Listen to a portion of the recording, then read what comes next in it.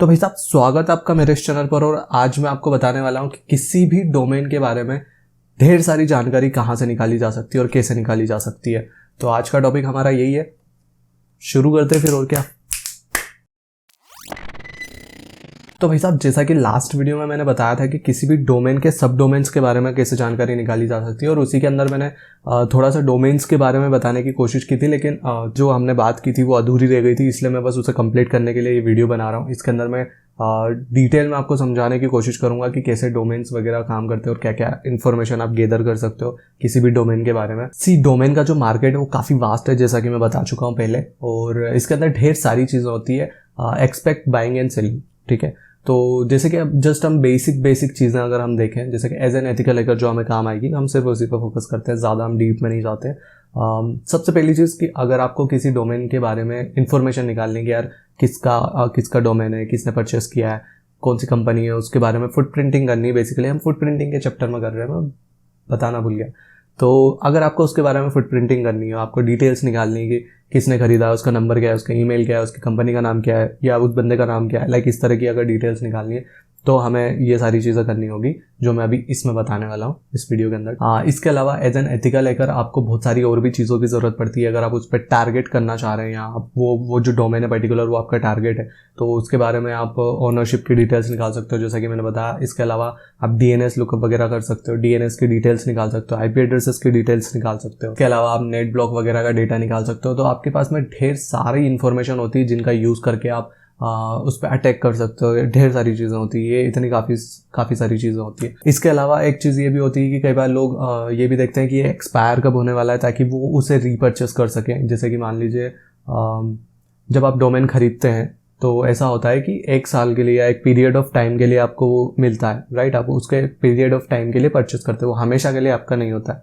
ठीक है, जैसे ही अगर वो एक्सपायर होता है तो वो ऑटोमेटिकली वापस रीसेल होने चले जाता है और आपके पास से उसकी ओनरशिप हट जाती है। आई डोंट नो, गूगल की कुछ वेबसाइट थी जो कि जिसका डोमेन एक्सपायर हो गया था, किसी तीसरे ने ही खरीद लिया था एंड लग गई थी भाई। शायद ब्लॉगर के साथ में हुआ था, आई डोंट नो, किसी के साथ हुआ था। ऐसा होता है कि लोग देखते हैं कि ये डोमेन इस टाइम पे एक्सपायर होने वाला है और सामने वाला रीपर्चेस करे इससे पहले ये लोग कर लेते हैं। लाइक ऐसा भी होता है। वेल, जिस भी कंपनी से आप खरीदते हैं डोमेन, वो ऑटोमेटिकली आपको एक टाइम के पहले ही मेल्स वगैरह करने लग जाती है, नोटिफिकेशन देने लग जाती है कि भाई आपका जो डोमेन है वो एक्सपायर होने वाला है, आप उसे वापस से रीपर्चेस कर लीजिए।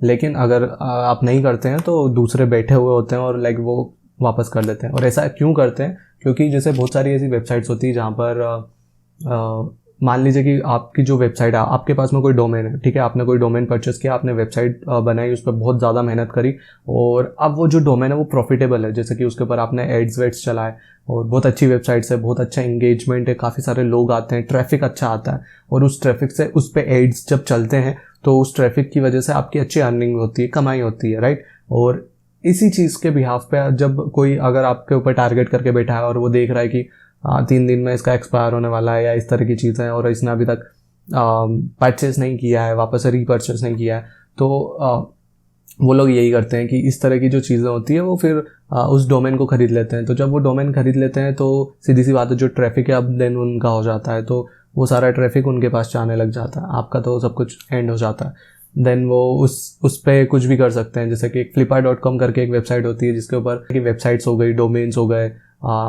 ऐप्स हो गए, जो एंड्रॉयड या आईफोन वाले, जो iOS वाले ऐप्स होते हैं, ये सारी चीज़ें बाइंग और सेलिंग चलता है उसके ऊपर। तो उस पर ये होता है कि जैसे अगर आपके पास में मान लीजिए कि कोई डोमेन है तो आप उसके ऊपर सेल कर सकते हैं। जैसे कुछ टाइम के लिए आपने लिया लेकिन आप कुछ कर नहीं रहे हैं उसका, तो आप उसे वापस वहाँ पर सेल कर सकते हैं।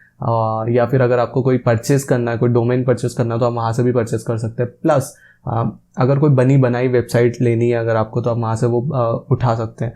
जैसे कि मान लीजिए कि किसी ने एक वेबसाइट बनाई, उसे थोड़ा सा प्रॉफिटेबल बनाया, एंड देन अब उसका मन किसी दूसरी चीज़ में लग रहा है तो वो उसे सेल कर रहा है, तो आप वहाँ से उसे परचेस कर सकते हैं, एंड देन उस पर थोड़ा सा काम करके उसे और प्रॉफिटेबल बना सकते हैं।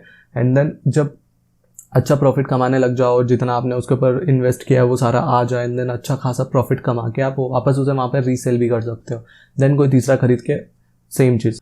तो ये कुछ कारण होते हैं जिनका एज एन एथिकल हैकर या एज एन हैकर आपको ध्यान में रखना ज़रूरी है। तो ये मैंने क्यों बता दिया, वाई, कि ऐसा सब कुछ क्यों करना है, जो मैं अभी इसका ट्यूटोरियल दे रहा हूँ। ये तो वाई हो गया। अब करते हैं हाउ, कैसे किसी डोमेन के बारे में डिटेल्स निकालते हैं। तो अब मैं हाउ के बारे में बताता हूँ। तो अभी हम स्क्रीन पर चलते हैं, समझते हैं कि कैसे किसी डोमेन के बारे में डिटेल्स निकालते हैं एंड सीखते हैं। चलो आ जाओ। तो भाई साहब, जिस टूल के बारे में आज मैं आपको बताने वाला हूँ उसका नाम है हु इज़। और हु इज़ आप गूगल कर सकते हो या हु इज़ लुकअप आप गूगल कर सकते हो। मेरा इंटरनेट नहीं चल रहा है।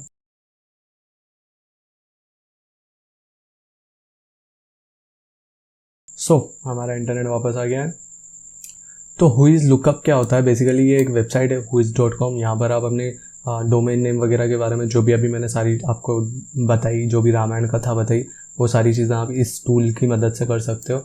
प्लस GoDaddy के ऊपर भी सेम चीज़ काम करती है। GoDaddy ये जो URL है, हम इसे भी कॉपी पेस्ट कर सकते हैं, हम ये भी खोल सकते हैं। आप चाहें तो GoDaddy यूज़ कर सकते हैं या आप चाहें तो whois.com यूज़ कर सकते हैं। तो GoDaddy का जो URL था वो देखा आपने in.godaddy.com/whois ऐसे करके। और जो whois.com है वो तो जस्ट सिंपल whois.com है। जब आपको whois सर्च करना हो तो यहाँ पर आप अपना डोमेन नेम लिख के सर्च कर सकते हैं। जैसे कि मेरा जो डोमेन था एक versatilekabir.in।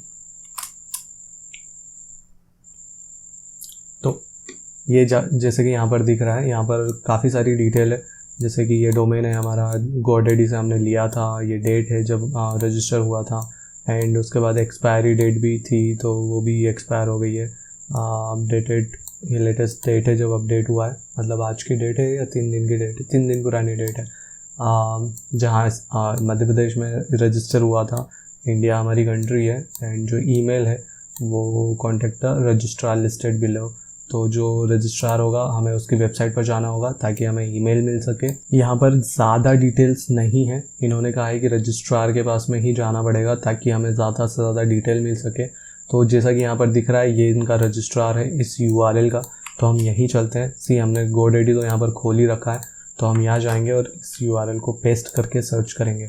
तो यहीं से ये डोमेन परचेज़ किया था, तो यहाँ पर शायद उस जगह से ज़्यादा डिटेल्स मिल जाए। तो लेट्स सी। तो जैसा कि यहाँ पर है, यहाँ पर हम रजिस्ट्रार की वेबसाइट पर आए हैं और यहाँ पर भी सेम डिटेल्स ही मिल रही है। अब देखो यहाँ पर 2 केसेस होते हैं। कई सारी जो डोमेन जब आप खरीदते हैं, परचेस करते हैं, तो जो बहुत सारी वेबसाइट्स होती है वो एक चीज़ और यहाँ से परचेस करती है, जो रजिस्ट्रार होता है वहाँ से परचेस करती है कि प्राइवेसी वाला जो एक उनका एक कुछ पैकेज होता है जिसके अंदर आपकी जो भी डिटेल्स होती है, जैसे ईमेल हो गया या आपका नाम हो गया, आपकी सिटी वगैरह या डिस्ट्रिक्ट वगैरह जो होता है वो हो गया। तो ये सारी चीज़ें जो होती है वो हाइड हो जाती है। तो अगर आप कोई भी आपको ऐसे इस तरह से सर्च कर रहा है तो वो नहीं मिलेगा। एक बार ट्राई कर लेते हैं कि google.com का क्या है। यहाँ पर काफ़ी सारी चीज़ें मिल जाएगी। यहाँ से ये डोमेन परचेज हुआ था, रजिस्ट्रार का ये URL है और नेम सर्वर की डिटेल्स यहाँ पर मिल जाएगी आपको। अब जैसे कि अगर एक्सपायरी डेट देखें तो ये एक्सपायरी डेट है और बाकायदा शायद ये टाइम है क्या, आई डोंट नो, बट ये इनकी रजिस्ट्री डेट एक्सपायरी डेट है। तो इस तरह से आप इन वेबसाइट्स का यूज़ कर सकते हैं। इनके ऊपर आपको डिटेल्स मिल जाएंगी, जिनकी वेबसाइट जिनकी भी डिटेल्स जो पब्लिक होगी, वो जितनी भी डिटेल्स पब्लिक होगी वो आपको यहाँ पर मिल जाएगी। दूसरी चीज़, कुछ ऐप्स होते हैं, अगर आप चाहें तो वो ऐप्स भी यूज़ कर सकते हैं। जैसे हु इज़ लुकअप, ये सारे जो ऐप्स मैं बता रहा हूँ ये सारे प्ले स्टोर पर मिल जाएंगे, आप इजीली वहाँ से डाउनलोड कर सकते हो। और जो भी डोमेन है आप उसे वहाँ पर एंटर करोगे तो आपको डिटेल्स मिल जाएगी। सॉरी, कुत्ता भौंक रहा है बाहर तो आवाज़ आ सकती है। तो सबसे पहला जो है वो है हु इज़ लुकअप, आप वहाँ से उसे सर्च कर सकते हो, डाउनलोड कर सकते हो।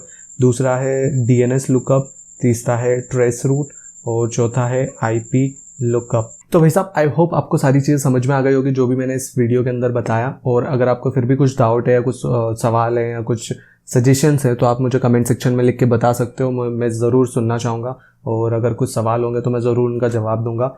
इसके अलावा अगर आपको कुछ भी क्वेरीज आ रही है या ऐसी कुछ चीज़ें जो कमेंट सेक्शन में नहीं पूछ सकते हो तो आप इंस्टाग्राम पर जा सकते हो @versatileKabir। और दूसरा मैंने टेलीग्राम चैनल बनाया है, उसकी लिंक आपको डिस्क्रिप्शन में मिल जाएगी। वहाँ जाकर आप मुझसे जो चाहें वो पूछ सकते हो, जो पूछना है वो पूछ सकते हो। सो दैट्स इट, आज के लिए बस इतना ही है। इतना प्यार देने के लिए, इतना सपोर्ट करने के लिए बहुत बहुत धन्यवाद। नेक्स्ट वीडियो मिलता है, बाय।